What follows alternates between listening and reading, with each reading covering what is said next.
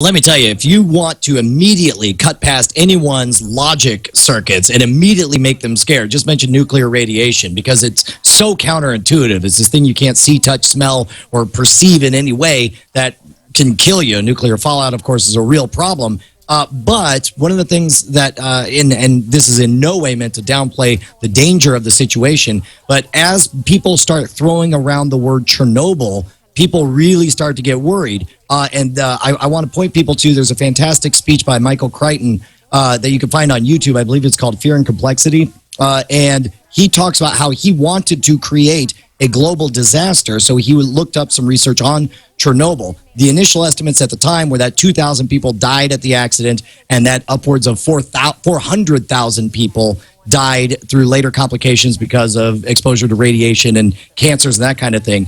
As he dug into the numbers, the actual numbers turned out that around 50 people died during the actual disaster, most of whom, about 30 of them, were fighting the fire live on the scene, and that's where they died. And that long-term cancers and infertility rates were such that basically only 4,000 to the day. Now, of course, the speech was written a while ago, and of course, there's some fact-checking to be done on that. But that is a massive difference from a perceived disaster to the actual number. And the one thing he points out that blew my mind was that the World Health Organization did a study on what the biggest impact of Chernobyl was, and they concluded that the number one negative impact of Chernobyl was not the radiation exposure, it was the perception of being told that you're going to die young, that you're going to be infertile, you can't have children, and that you've got nothing to live for. That's what caused the suicides and the early death rates and the unemployment and the malnutrition. And in this case,